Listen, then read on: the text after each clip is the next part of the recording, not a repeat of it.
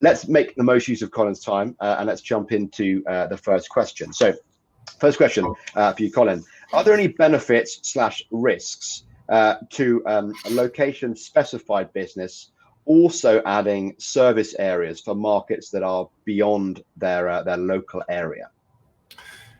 Yeah, certainly no risks that I'm aware of as far as what you're specifying as your service area. Like you're not going to run into a situation where you're diluting rankings or Google's going to penalize you for any type of configuration inside there. Google might adjust your service area automatically. Like if they, if you try to put too many things, for instance, they'll sort of sharpen it down. But also on the flip side, there's definitely no benefits. So rankings for SABs are still, as of today, purely based on physical location. So if you are a SAB and you verify your location, say here in Toronto, you're going to rank in Toronto. You're going to have a tough time ranking outside of Toronto. The one benefit, for service areas and adding a bigger service area is more aesthetic. So if a potential customer is looking around and shopping around, they see your listing on Google Maps, they can see your service area shaded on the map. So it may provide a benefit if somebody knows that you service their particular area. But from a ranking perspective, there's no benefit. Okay. Do you want to give a quick background to say how you understand that Google uses the service area then? If it is really all about where you're physically based, what's their intention with service area? So I don't know for certain that Google is 100% clear on that answer themselves in terms of the attention and how to handle that.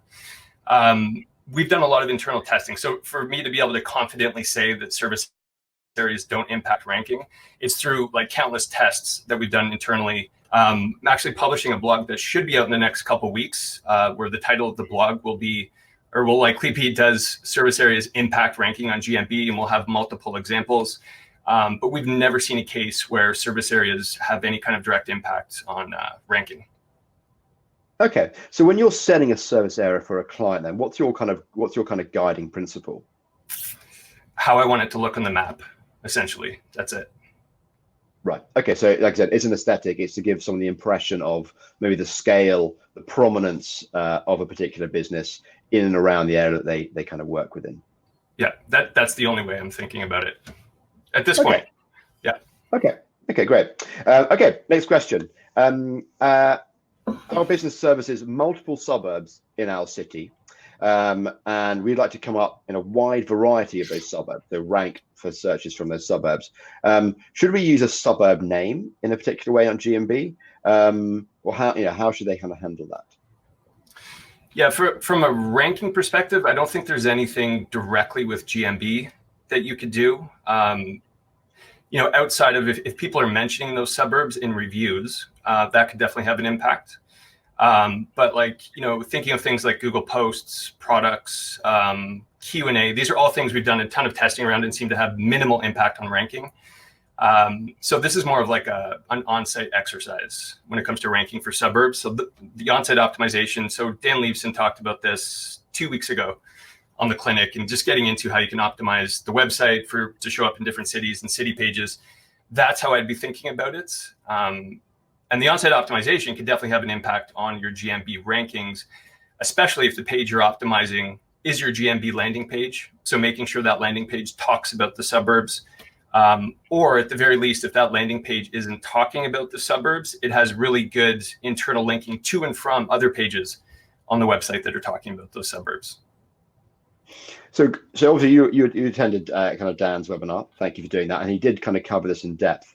And this is such a common question, isn't it? Like, how does a service area business, or how does any other business essentially extend their reach beyond, what kind of the kind of footprint or the kind of catchment area that kind of Google essentially gives them? What's your core strategy for your clients in trying to expand their reach? Yeah, so I would say two main things. So the first one, to get sort of like out of the way, and this is something we're recommending more often, and I would consider like a legitimate local SEO strategy in addition to like a business operational strategy, is consider moving. Like if your service area business is set up in a suburb and all your business that you're trying to get is coming from like some other city, move. And there's a good chance that the payoff, whatever it is that you're paying for this new office space, which in the case of an SAB doesn't have to be anything fancy. Nobody's showing up at the office. It just has to be a place you can register, license with the Secretary of State and all those types of things. So the trade-off there is going to be phenomenal in terms of now you can show up there, you're going to get more business. So that's recommendation number one, is helping businesses like understand that and helping them walk through that process. The second recommendation would be focus on long tail keywords. You're going to have a much better chance of ranking outside of your physical city that you're actually physically located in for those types of things. So that's going back to like on-site optimization, for instance. Know what your long tail keywords are and sort of bake those into the strategy that's designed at sort of expanding your Google My Business reach. Okay, brilliant. Okay, thanks, Colin. I don't see any kind of follow-on questions. Actually, there is one there. This comes from Jeff. It seems a little bit different. Located in a major suburb, located in the suburb of a major metro area. How to rank high if searcher uses the major metro city name as the location modifier? Yeah, well, that fits into exactly what we were just talking about there. Like that is the situation that is where I would apply that recommendation to the most, where you're sitting in a suburb outside of the big city. Like that big city is where you want to rank, and that's where you're gonna have the most trouble ranking if you're outside of it. The flip side is a little bit different. If you're in the big city, there's a pretty good chance that you're going to show up here and there in some of the smaller areas around the big city. But it's the flip side that Jeff is asking about, is where I would actually consider that recommendation about focusing on long tail. But then outside of Google My Business, things like you're focusing on localized organic, so building the types of pages that Dan talked about. And of course, you've got local service ads and just regular Google ads that you can utilize. And how does it? You talked there about, I guess, sort of larger kind of urban areas. How about kind of smaller sort of towns where there isn't a sort of suburb city sort of type scenario, but maybe as a business you've got to cover a huge area. Let's say you're a plumber out in somewhere in a kind of more of a kind of rural area, and actually you'll drive 50 miles to see some clients because that's just your catchment area. How does your strategy evolve in that setup? It's a good question. So one example I was just looking at for Sterling Sky that will be part of this blog that I'm going to publish is around that fact. So if you look at Sterling Sky's rankings for the things that you think we would show up for, like local SEO agency, local SEO company, we have our service area set to Toronto, but our physical location is maybe at least 30, 40, 50 miles north of Toronto. And if you look at our ranking in one of those local Falcon style ranking grids, within sort of a radius around our physical location, which is surrounded by smaller cities, we do rank in those. So like it kind of spreads out. But the minute you start to get down into cities with populations, say above like 100, 150,000 people, where it's a little more competitive, you just see that completely drop off. So I'm not 100% sure that answered the question, but that's kind of like what we see and how we think about that. And the roadblock you run into with ranking outside of your physical city is typically a situation where the city you're trying to rank in is bigger and competitive than your physical location. Okay, and I guess yours is a great example of a business that proximity really isn't that important for.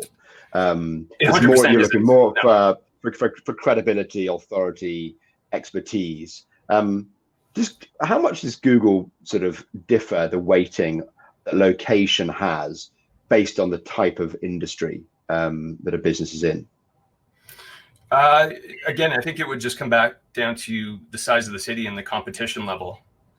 And also things like if you are, trying to think of another example, if we're Sterling Sky and we're actually located in a town called Uxbridge, and we're trying to show up in Toronto, we're not rooted in Toronto, so we don't have this like history in Toronto. So we're competing against businesses who are rooted in Toronto. So like their homepage is probably ranking for Toronto because their whole site is optimized for Toronto. So those are the things you're up against essentially. And so it's always going to come down to competition level, the size of the city. And then when those things shrink, the sort of the factors shrink and your ability to be able to show up there increases. Okay, I'm going to jump into the kind of live questions now. We've got quite a few upvotes coming in. So a quick reminder, guys, please upvote the questions that you want us to kind of come to first. The first one kind of says, does embedding your GMB map on a location page help that page rank in organic local search? I have no firsthand data to say that it does. Like we've definitely tested this before and seen no direct impact. The way I think about embedding a GMB map is more, again, like an aesthetic factor. So if you've got good reviews, for instance, by embedding a proper GMB listing map onto a particular page, well, those reviews are going to get shown off. So it can help from a conversion perspective. There used to be sort of a thought that by embedding it, you're also embedding the map's CID number, which is attached to the embed in most cases, where you would think that would have some kind of signal sort of telling Google that this business is connected with this place, MapSec place ID for this particular listing. But I've never seen any sort of research that has had a good, has explained that this is an actual factor. So it's more aesthetic and a conversion thing. Fun. And is that something that you do typically for customers, or do you take a different approach to kind of highlighting their location and reviews? There's other approaches we'll take for highlighting reviews for sure, but embedding a map is one that we definitely do as like a standard operating procedure for like location pages, especially if you've got multiple locations, and especially if you have good reviews. Like the only time I wouldn't write is if you're struggling with reviews and you've got less than like a 4.2 average rating. It's probably not something you want to highlight until you can kind of fix that situation, whether it's like a customer service issue or some kind of operations issue. Okay, great. Thanks, Colan. I'm going to work our way on to the next question. Actually, it's kind of related. Actually, what do you think about embedding reviews on your website? It does say how important and how helpful it is to you, but maybe you could talk about how your philosophy approach, your kind of standard operating practice for utilizing reviews on websites, and do you just do Google reviews, or do you kind of aggregate reviews together? I would say the main way that we're using reviews typically and historically is through GatherUp. We're a big fan of the tool. And we love the fact that you can take a widget, apply it to particular pages on the websites, and configure it in a way that it's going to be pulling in specific reviews that mention specific things. So if particular reviews mention a service, you can embed that widget on a particular page. So it's a content thing. You're bringing in content into those pages through the widgets. I think that's the most important thing from featuring reviews on a website. Conversions and speaking to your trust is like the second thing. And I think I wouldn't say Google reviews necessarily provide the best SEO value. We've been doing a lot of sort of observations and researching around third-party reviews. And I would almost say that third-party reviews are on par, and in some situations more beneficial than native Google reviews. So I would always be thinking about both and strategically thinking about, okay, what are like the top third-party or non-Google reviews that are the most important that we should be focusing on. I think that's a really important part.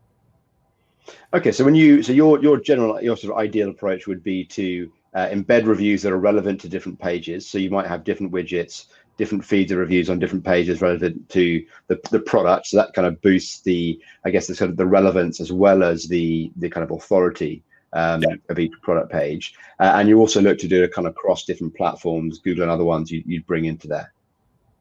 That's it. Okay. Okay, brilliant. Okay, thanks, Colan. Next question, and I guess this is another kind of landing page related page. Does your address, I just got moved around. Does your address on your website, so I guess maybe trying to rephrase this to make sure it's clear, does having your address, your physical address, actually appear on your page, your landing page that is linked to your GMB account? What impact might that have on actual maps ranking? Yeah, I would say that's very significant. Like if I understand the question there, you always want to make sure that your address that you're using on Google My Business, so your actual address, is very clear on your website, and especially on the pages. So if you've got multiple locations, and so you've got multiple Google My Business listings, well, those location pages, like 100%, need to be very clear what the address is, and make sure Google can connect that, or that Google can use that to verify that your Google My Business address is accurate and correct and eligible and all that kind of stuff.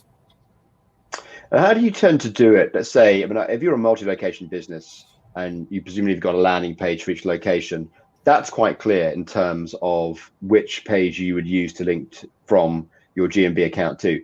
But if you're a single location business, so you got one GMB, one website, what's your preference in terms of where you link your GMB profile to? So for a single location, Miles? Yeah. I would say in 99% of cases, it's going to be your homepage, just because it's typically got the most authority built in.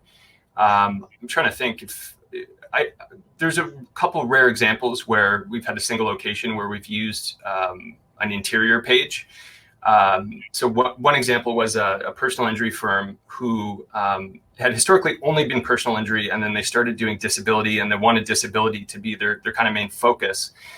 And wanted their GMB to rank more for disability-related terms. So we experimented by using their disability-specific page as the GMB landing page. And obviously saw like a massive increase in GMB rankings for disability searches. At the same time, not seeing a decrease in personal injury-related searches. So it's almost like with the website in GMB, even if you switch it out, it's almost like it stamps it, or there's like a historical record still associated with the GMB listing. So this is a question that typically whenever it comes up, I always say test it. And if you try your homepage and you're not getting good results, and you have another page that makes sense to use, try it, let it run for a couple weeks. And if that works better, keep it. If not, switch it back, and things will kind of go back to the way they were. Okay, that's a really interesting sort of test. So you had the homepage linked to the kind of GMB when they were essentially a kind of single product focused business. They added another sort of service line, wanted to give that some additional boost. So you switched to linking to a separate page that aided the ranking for this new set of kind of categories and search terms, but it didn't hamper the ranking for the original set. Correct. Yes. And so another example that I think is in the same ballpark of why that happened in terms of the ranking not going down for the original stuff that was the personal injury stuff is that stamping factor where Google knows it doesn't really forget the fact we're using that site. We've even done tests where we've switched out to a completely different website for a business. So insurance agency, they have two different websites. They'd always use one particular website as their GMB landing page.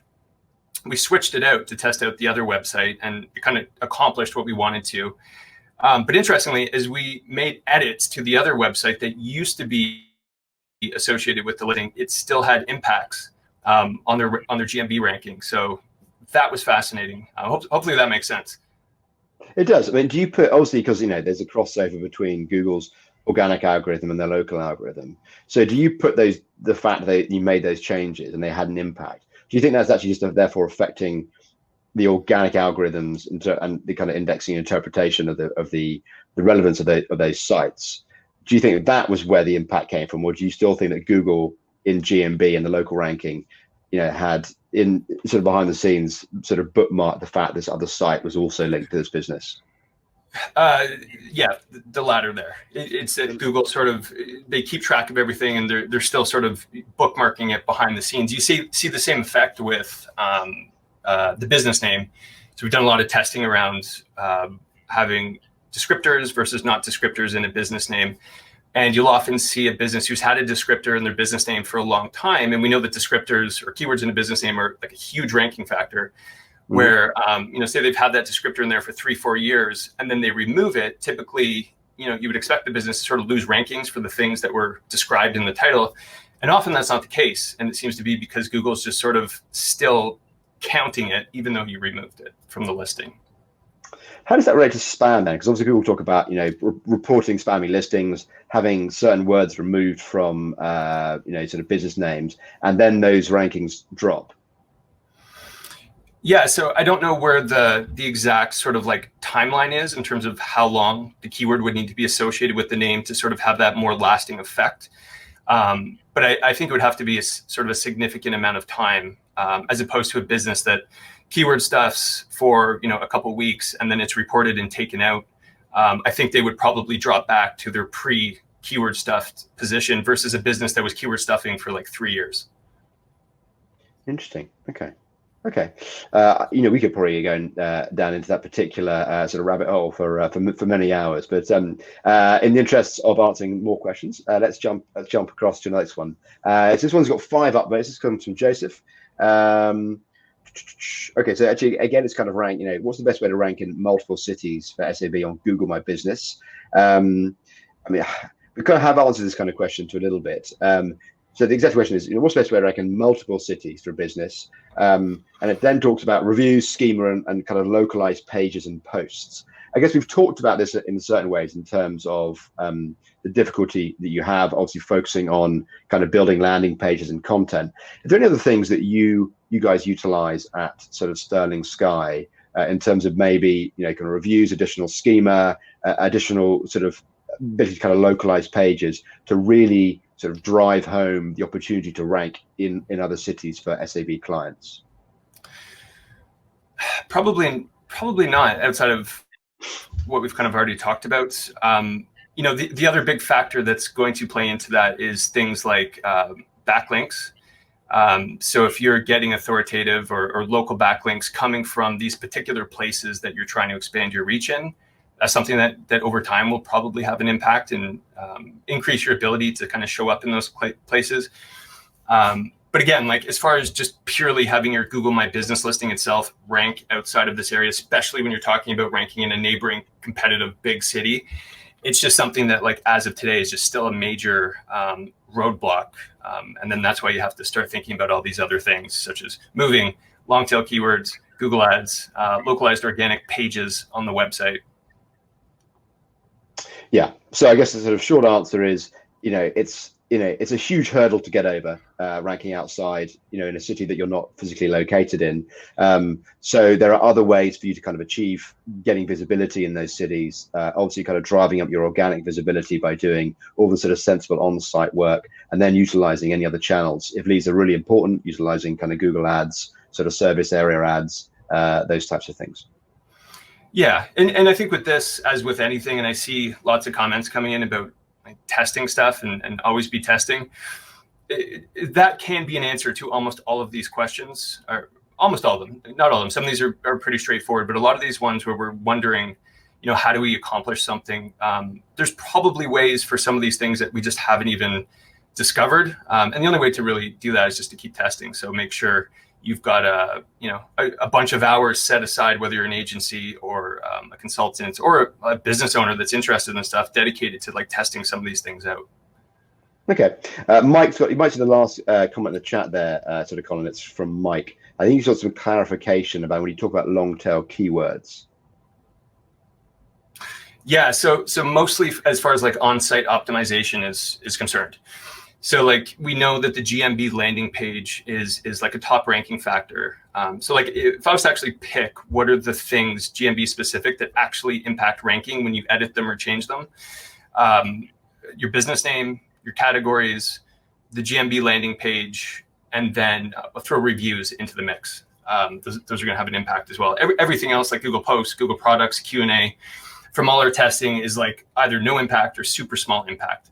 So from a long tail keyword perspective, I'm not talking about putting them in the business description. This is all on site, preferably optimizing your landing page, your GMB landing page for these long tail keywords, or additional places on the website that you're internally linking to from your GMB landing page or back and forth from. Okay, so an example might be creating what sort of FAQ pages around other areas that you sort of serve or other kind of sort of services, and then linking to and from the GMB landing page to get that associated relevance. Yeah. Yeah. Okay, so it's not really about GMB. It's more about if you can't achieve additional ranking outside your area through GMB, then you got to focus on appearing in the local and the organic results. And a key way to do that is to obviously kind of focus on your on-site content, your internal linking, targeting the long tail keywords to try and achieve organic ranking. I hope that's clear for you, Mike. Yeah. Brilliant. Mike got the clarification. Wonderful. Okay, I'm just going to throw into the mixer the other thing that's like super impactful when you're thinking about the internal linking in this context. Well, I guess this would apply to any context, but the anchor text is like the most important thing. So if you've defined your long tail keywords that you are trying to maybe expand your Google My Business reach for, making sure that your anchor text is on point, like in relation to those long tail keywords from your GMB landing page, to the FAQ page or to this area served page, and back and forth kind of thing. Okay. I hope that's clear for everyone. Thanks for clarifying that, Colin. Okay, just going to look down through the list of questions. Going a bit further down. Where do we get to? Okay, actually, this is a way good way to summarize this, actually, kind of, Colin. This comes from Luke Hancock. He says, what are your top 5 must-haves for your GMB landing page? Ooh. So for GMB landing page, okay, I think it depends, right? So if it's your home page, so single location business is kind of in a different boat, I think, than a multi-location business where you might be using location pages as your GMB landing page. But in general, I think, above the fold, you need to have, unique selling propositions, whether it's reviews or something you do differently than your competitors. You have to have the proper, optimized content above the fold that talks about the things that you're trying to rank for, or that specific city.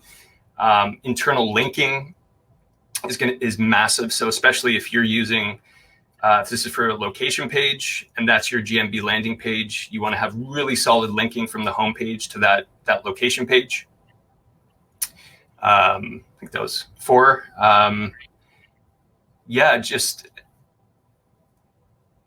I think so. And then going back to something like the Gather Up widget, so being able to bring in fresh content to those pages on a semi-regular basis, especially if it's relevant and like user generated, like new reviews would be a big one. Okay, great. I hope that answers your question for you, Luke. Next and what's up, Luke? This comes from Paul Thompson. Are there any? I think you had that question, actually. Sorry, apologies for that one. Again, a little bit. Next one is from Peter. No, we had that one as well. Sorry, they're all sort of slightly jumbled up. This one comes from Jim. What is the best practice for real estate agencies and real estate agents? Should an agency have its own listing and agents have their own? How do what's any optimization tips specifically for realtors? Obviously, generally, there's a kind of practitioner question in there, but maybe we focus on realtors as a specific niche. Yeah, this is a good question. I feel like this question has been coming up a lot recently, like specific to real estate agents. So it's a tricky situation because they do fall into the practitioner practice relationship. So the agency as a whole can have a listing, but then every single agent is also, they qualify as a practitioner, so they can all have listings as well. And typically with real estate agencies, you're in situations where there's like 10, 20, 30 or more agents that kind of work out of that office. So that creates problems because Google has a filter where multiple Google My Business listings at the same physical location with the same category, like they're going to get filtered out. There's just no way Google's ever going to surface them all for somebody searching for a real estate agent. So best practice that I typically recommend, and this isn't spelled out in the guidelines, but through my communications with Google, they seem to be okay with this, is that I would recommend that the individual agents set up their practitioner listing at their residential address, as opposed to the agency as a whole. Set it up as a service area business to make it compliant because it's a residential address. And then that way you're not dealing with the potential filtering issues of all these other agents at the practice. Now, if it's a situation where there aren't that many agents at the practice, if it's only a couple, you might not need to do that. You might not run into filtering issues. But in a typical situation, that's how I would handle it. And it's interesting. So we have a very different real estate model in the UK. The idea of a kind of a known named realtor is not something we're very kind of sort of familiar with. So just this might be for me. Everyone else might be kind of really clear on this, but if you're going down that kind of recommended route and all your realtors are essentially creating their own GMBs in their own home, registering as sort of service area sort of businesses and doing it legitimately, how would they name themselves in that scenario? Would they still utilize the agency's name plus their own name, or what's your recommended approach to that? Yeah, so the guidelines say it should be like a a practitioner at a multi-practitioner organization to just list their name plus credentials. From like a ranking and filtering perspective, I would also suggest doing that, especially if you're setting up the listing at the actual agency location, because the closer the listings are together, so if like the names are similar, so if you're using the practice name in your practitioner listing plus your own individual name, increases the chances you're going to run into filtering issues. Probably not as big of an issue is if you're set up at your home and it's a different location. But best practice, according to Google, is just your name plus credentials. How and go back, I guess, full circle to the service areas piece of this. If you've got this structure then with multiple agents working, at homes, presumably distributed out across, a range of suburbs or a sort of city, do you get them to sort of set the service areas as kind of overlapping each other, or do you try and get them to have distinct service areas so that they're not competing so much with each other? With practitioners specifically, it's not as big of an issue. Google understands that practitioners have their own set of clients and people contact them directly, and like they're just going to run into that issue where if they're set up that way, their service areas might overlap. So I think if you were to contact Google about it and kind of like ask them if you're running into issues or deciding to set it up that way or not, they would probably say overlapping service areas in that case is not an issue. But it's one of those things where you just confirm with Google before hitting go on that strategy. Sure. Okay. Okay, brilliant. Apologies. So some of the stuff is different in the UK in terms of the way we operate. Okay, next question down comes from D. Is having a physical address, this is a great kind of sort of timeless question almost, is having a physical address that you display, on your GMB versus hiding it, what impact does that have on rankings? Yeah, that's a good question. So I'll list out some pros and cons to sort of following Google's rules and like properly hiding your address or choosing not to do that. I'm sure Google's going to love me for highlighting pros to not listening to the rules. But I think this is really beneficial for business owners to know and understand. So from a visibility perspective, the one thing that I think is really important. So if a 3-pack result is surfaced in the search results and it has that little map highlight above it where it shows sort of the pins of the businesses in the 3-pack, if you have your address hidden and the 2 other people in that 3-pack do not have their address hidden, in that little map preview, those other 2 businesses will have a pin plus a snippet of their business name. Whereas with your hidden address, you don't have a pin. So you've automatically lost sort of visibility in that 3-pack snippet. I would argue that that's a big deal, maybe not in all cases. So then beyond that, there's 2 really interesting threads at the local search forum that we can share or link out to after, where there's a lot of discussion around this. I know Dan Liebson did some research indicating that not having an address is definitely can be negative as far as like ranking goes. But there's a lot of people there that chimed in at the local search forum with comments. Actually had a few here. I'll read a couple out. One person said, like, since clearing the address, their calls have dropped off. Their listing on maps has been almost non-existent. Another person said, I had such a huge drop in my calls and website visits after I converted from physical address to SAB. That was in an auto repair niche. So that type of sentiment is sort of happens over and over in these threads. So based on those 2 things, like those are kind of the cons to listening to Google. It does seem like you're going to lose out on a bit of visibility. The cons to, okay, so then the flip side to that though is if you ever need to get in touch with Google My Business support for an issue, even if it's something like super minor, and you're a pure SAB and you've decided to not follow the rules and show your address, you're going to run into issues where like Google My Business support probably, like they won't help you. They'll tell you to fix your issue, make your listing fully compliant before they help you. And it could be something as small as like getting help with a negative review or something like that. So that's a huge issue that you'd have to consider. Secondly, you open yourself up for suspension if you're not following the rules. I will say that I can't remember the last time I saw a case where a listing was suspended for not following the hide address rule. So I don't think it's really enforced, but like you never know, and it has happened historically. And then the third thing is just the whole privacy consideration. If you're working out of your home and you choose to show your address because you think it'll help your rankings, well, is that okay? Like, that's a bit of a privacy issue. Everybody will now know your home address and potentially show up because they can request directions to your business if they don't understand that you're not actually a hybrid, like you're just a pure service area business. So you got to weigh those two scenarios out. I tend to think that the cons of not following the rules kind of outweigh the pros, I think, because Google My Business support is so valuable. And just from a long-term sustainability perspective, eventually you're going to need to use Google support. Eventually you might get suspended, and then you won't be able to get reinstated unless you comply with that rule. So those are my thoughts on hiding your address. Okay, that's great. That's really good clarity, and something that I hadn't sort of heard before in terms of the kind of arguments kind of for and against. How does it work? Remind me. Say, for example, I'm a service area business, and I want that visibility, because why wouldn't I want that visibility? And so I'm showing my address, which essentially kind of contravenes the rules. I have a problem. I need their help. I decide to toggle off and hide my address, so therefore comply with the rules, make contact. They solve the problem. It comes back, and I sort of toggle it back to showing my address again.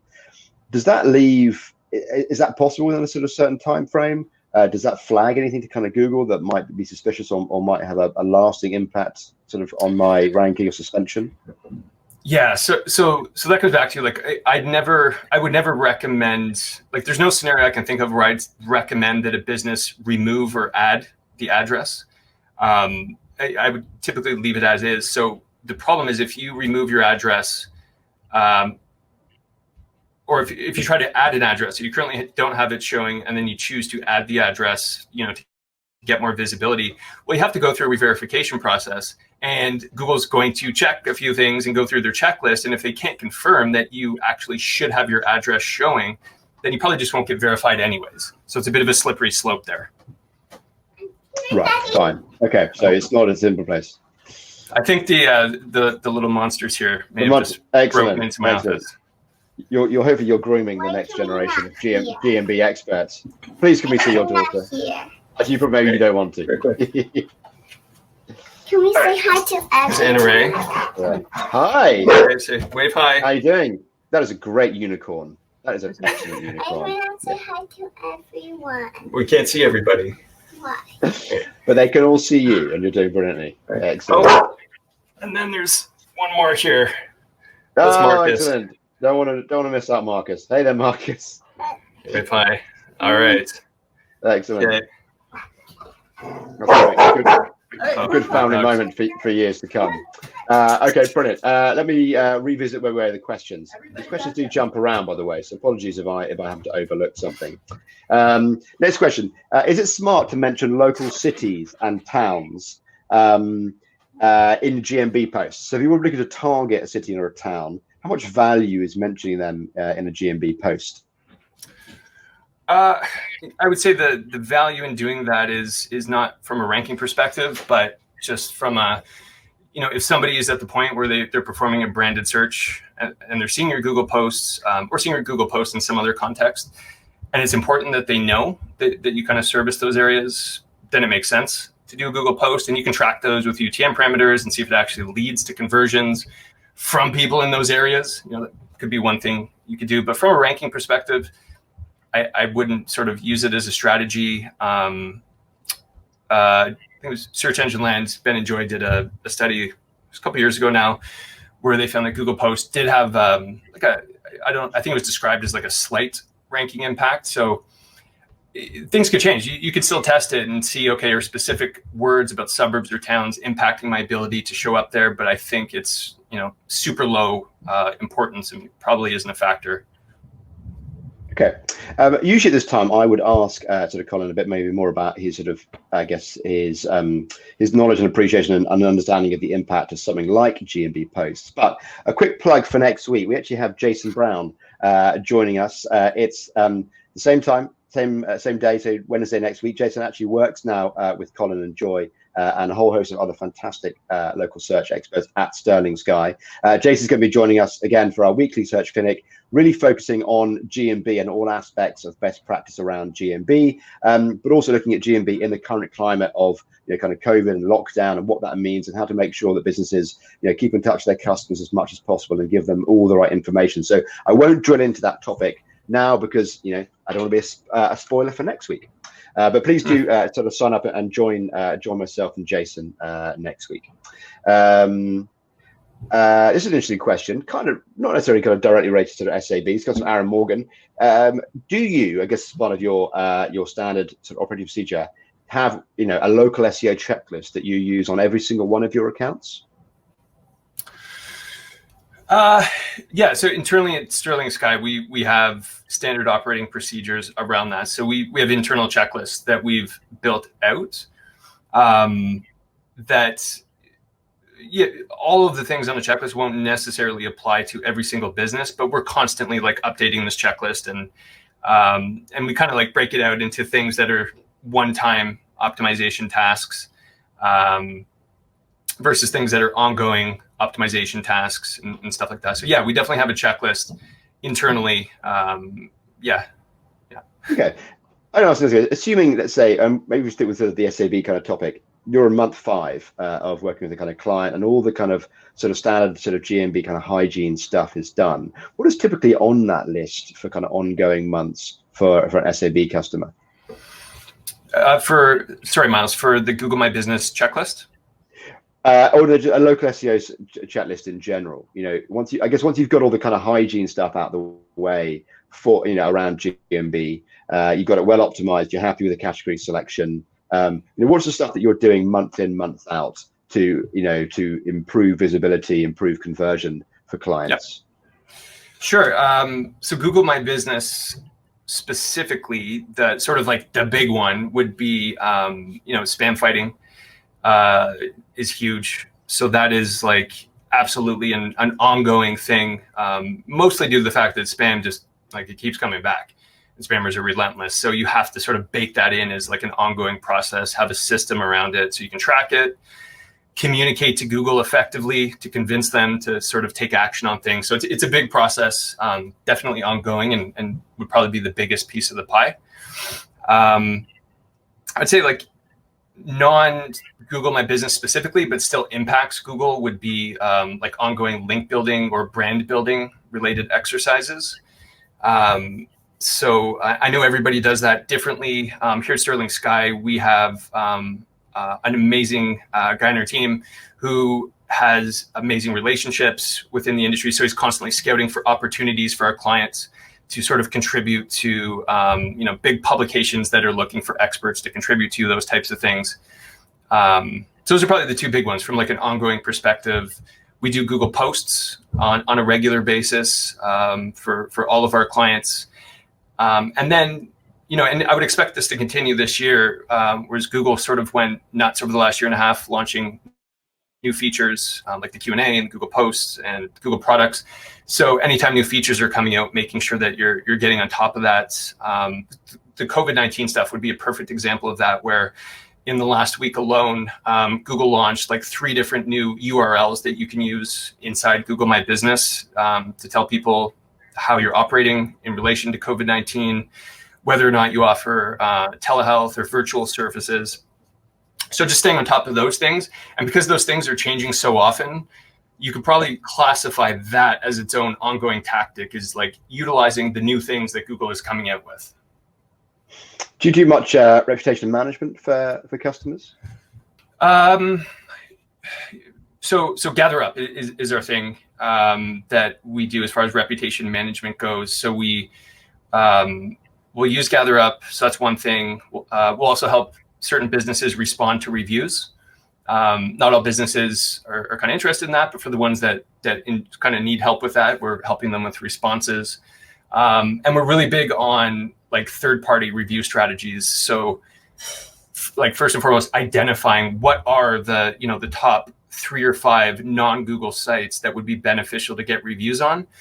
And because there's so many of those review sites, it's easy to kind of get lost and just not know which ones are the most important. So like doing things like what sites are getting pulled into the knowledge panel in the reviews from the web section, for instance, or which ones are showing up highest organically for a branded search for you or your competitors would be another big one. And then sort of educating the client as to why those sites are just as important as Google reviews is kind of like a big thing we do. All right. Okay. Brilliant. That's a really good answer. Thank you very much. Next question comes from Craig. I'm going to probably just trim down the language on this kind of question so it's clear. It's about the kind of Google's algorithm and obviously the way it uses different factors to to essentially kind of rank and score different businesses. Do you have any evidence that the how it weights certain signals is different based on different types of verticals? So locksmiths, for example, versus hotels, do you see a different weighting of the different signals based on different verticals? And those are two examples. Yes, yeah, definitely. And I think this is a huge thing that I think we'll see a lot of over like this year, the next year is like, and I would say Dan Liebson is really the one I've seen do the most sort of research closest to this, but sort of that research into ranking factors, but not as a whole, but as you look at different verticals, I think there's so much variation within each vertical. But we haven't done specific testing on our own to sort of have these like conclusions, like this thing is really important for this vertical versus this vertical.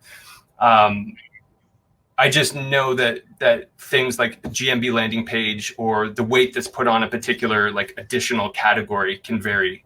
But specific examples, I don't think I have one on mind. Right. Okay. All right. That's fair enough. Okay. Just going to go to the kind of next question. I think we've answered that one about. Who's answered that one about best practice or the terms of service for hiding address versus not hiding address? We have kind of touched on that. This one comes from M. Christ. It says we're a service company, has multiple locations, each with its own brand. We're consolidating into one central brand. The retired brand domains are going away. We'll have one website for all the locations.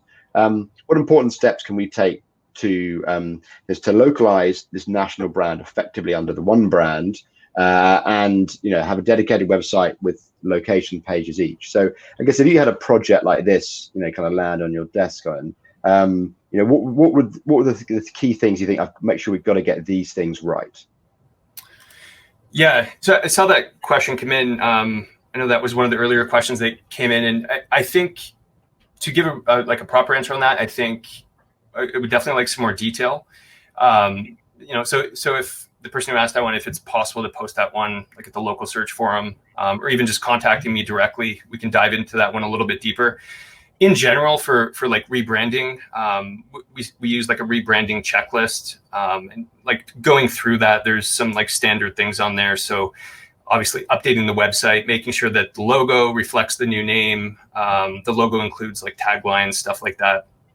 Going through your domain registry, updating the Secretary of State, your business licenses that are relevant to your industry, updating the major data providers is a big one there. So like using somebody like Whitespark to do that for you, updating Google My Business. But outside of that, those are general recommendations, but I think I would need to see a little bit more detail to sort of consult on that with specific recommendations. Okay, that's totally fair enough. Next question down comes from Mark Charette. Says, do you have any info that would help us understand the difference in the success and utility of SAB listings relative to their categories and geographic location? I'm going to try and interpret that as I read. I ask because I do believe that it may be different in various countries and markets. Okay, so I guess it's actually is kind of relates to different kind of countries. So obviously, you're based in kind of Canada, but obviously you've got kind of clients in the US. Do you have clients in other countries beyond Canada and the US, Colin? We don't. All of our clients are in Canada and the US. The majority of them are in the US. Okay, I guess speaking from your experience, then, do you see any difference in how SAB listings are treated based on country? No, nothing that I've sort of noticed or kind of would be worth sharing. No, I don't. Okay, Okay, fair enough. A question has come in the chat then, actually, from Vicky. It says in terms of using categories and finding the best. So I guess it's really specific, kind of GMB specific. What's your kind of strategy for for kind of category selection for a client? It could be SAB or other actually. And how do you weigh up the value of going for one kind of primary category over another, and the number of categories that you select? Yeah, so in terms of determining which categories to select, like sometimes it's super obvious, like a personal injury firm. Obviously, the personal injury category is what you want to be using as your primary. But when it's a situation where you're unsure, I would say the best place to go is to look and see what the listings that are ranking for the things you're trying to rank for are using. And keep in mind, like it can be tricky to understand what categories a business is using. So for instance, if you pull up a list of businesses in the local finder or even the 3-pack, the category that's kind of displayed there is typically based on the search query, not necessarily what is the actual primary category of that business. So like in the local finder's case, what you would want to do to understand, okay, what is this business actually using as primary category? Click on the listing, and then it sort of opens up that local finder knowledge panel for that specific business. There you will see the actual primary category. So that's like the first place to go to is what are my competitors doing? Like the businesses that I need to outrank, what are they using?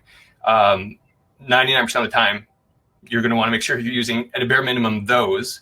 And then there's really interesting tools out there. Miles, like I enjoy the Google My Business feature in BrightLocal, for instance, where you can run it and see like the top 10 competitors. It displays all their categories across different keywords. So in a quick like snapshot, you can see what all these different businesses are using as their categories. So you make note of those. There's another tool I really enjoy using by a company called Plepper, where it's a GMB category optimization tool where you can plug in a business and a category, and it'll spit out all the related categories and a couple other like different categories, so you can make sure that you're covering all the bases of categories that are sort of like connected to the things that you're trying to rank for. Okay, that's really useful. Okay, thanks for sharing that. I think actually, I think Carrie Hill shared the link to that kind of Plepper tool. So thanks for doing that, kind of Carrie. And sticking with Carrie, is another question that Carrie has posted, which is similar to a question I think posted by Bill, which we probably have answers to sort of some degree, but both the questions basically saying, is there a point at which a service area business is just like too ambitious in terms of how big it thinks it could rank, where actually that starts to become kind of detrimental? So I guess maybe you think about it in terms of a case of spreading itself too thin, so that actually it dilutes its kind of relevance, or kind of location relevance, so that Google starts to think actually this business it could be in so many different places that actually I don't know where to rank it. Therefore, it starts to reduce its ranking and say its core locations. Yeah, I absolutely think there is. I don't know what that point is, but it goes back to like talking about like a business that is like homegrown and ingrained in a particular city, and it's kind of like built out their authority in that city over the course of whatever 5, 10, 15, 20 years, is going to perform really well in that city because they have a ton of authority and signals built up over time. I do think, over time, as you're building additional signals on your website that speak to other locations and other factors, that can have sort of like a diminishing effect over time for sure. I don't know what that point is, but I think that would exist and would be a consideration for sure. Okay, great. We've got a couple more minutes, so let's see if we can pick up a couple of sort of final questions. I'll look down to see which ones have got the most upvotes we haven't tackled yet. There was one that I saw, Miles, that might be a good one. Yeah. I think it was Todd. It was like a pre-question that was asked, and I might have a follow-up question because it's a really interesting question and probably requires more details, but if Todd is on, he might be able to provide them. It's the one about as home service business under a retail brand. Oh, okay. Let me see if I can dig that one out. Looking down the list for Todd now. So hang on. I've got it in front of me. I'm more than happy to read it out. Okay. Well, why don't you go for it? Yeah. Brilliant. All right. Yeah. So Todd asked, he said, as a home services business under a retail brand, we originally set up our GMBs with the addresses of the retail stores. So I'm assuming by that it was a situation where they had staffed kind of like departments within whatever this bigger retail store is. So that's my assumption there. And then it goes on to say, now that many of those retail stores have closed, I'm thinking it might be Sears, maybe not. But we will still provide home services nationwide via local technicians. We have been trying to convert our home services GMBs to service area businesses, but with over 2,000 locations to convert, it has become difficult and cumbersome to re-verify them without a physical storefront and to send verification postcards. So my initial thought on that was, the way this reads to me is so this business, so operationally, this is changing from like a hybrid SAB where you have a staff location where people can just show up and speak with someone from your business, but you also service an area, to a situation where like you're now just pure service area business. The challenge there is you've literally gone from like one model to a completely different model with completely different rules that apply to it. So if that's the case, that you're now no longer hybrid and you're now pure service area business, my guess is that not all of those 2,000 locations are even going to be eligible anymore. But I think that's really important to understand, is that sort of operationally the difference between like a hybrid and a pure SEO, and the rules are different. So for instance, with a pure SAB, unless you're a franchise, you can only have one listing per state. That's kind of the rule around that. California and Texas are sort of the exceptions because they're bigger. Sometimes Google will allow 2 different GMBs. So you have to consider that in this situation. And as far as to speak to the verification issue that he's having, for pure service area businesses, unfortunately, you can't do like a bulk verification. So I think the only way you could even go about this would be like location by location manual verification, because they're SABs. I may consult with Crystal Tang on this. She knows a lot about multi-location, but I think the main thing is here, unless Todd has more detail to add, is that you're changing business models that I don't think you will be able to have 2,000 locations for anymore. Okay, so I think you just mentioned that I had probably very little, if no, awareness of. So in terms of so for service area businesses that operate under a single brand, you're not allowed to have more than, do you say, one location or one GMB in each state? For a pure service area business. So if you're a service area business, so let's just say like a tree trimmer, operating in California, and you've got one registered licensed address business location, but you're a pure SAB, so you've cleared your address. Mm-hmm. Google only allows you to have that one listing, and you specify all your service areas. Like you can't create multiple pure service area businesses to cover all your different service areas. But in a situation where if you're a hybrid SAB, meaning you have a physical location that people can show up to and it's staffed and you have signage, you could have 100 of those, right? If you set it up properly operationally within a given state. With the exception being franchises, Google makes an exception because each franchise typically has an independent owner, independent licensing. You would purposely contact that specific franchise owner for a specific issue. So like Pop-A-Lock in the locksmith world, you'll find multiple Pop-A-Lock GMBs within a given state, all eligible and legitimate because it's a franchise model. How does Google know it's a franchise model? Well, they definitely know the big ones. Like they have a pretty good understanding of, especially like the Pop-A-Locks and Serve Pros, the Been There, Dump That's of the world, those types of things. Like they understand those are a franchise. Within those models, they're still abused, for sure. Like you can have a franchise, whether it's knowingly or not, create multiple listings. Like a single franchise owner create multiple listings. In that case, that's not eligible. But separately licensed and owned franchises can each have their own GMB. Okay, that's great. That's the reason I wasn't aware of that particular I guess kind of delineation in the way kind of Google operates. Okay, let's have a couple more questions. Colin, can you hold on for a couple more minutes and answer maybe one more question? Yeah, I'm all yours. Yeah. What criteria do you use to identify best third-party review sites? Like in general, which ones are the best? Is that the Yeah, question? or how do you go about it? You recommended earlier that you might suggest to different clients that they get reviews on different sites. how do you personally, or what's your practice at Selling Sky for identifying the correct review sites for each different industry? Yeah. So, not trying to suck up here, Miles, but using BrightLocal's tool again, the citation. The reputation management tool within there, I find, is extremely valuable because it will, you run the report there and it'll sort of scan your ecosystem as far as reviews go, and it'll pull in your Google reviews plus all these third-party reviews and give you like a distribution ratio.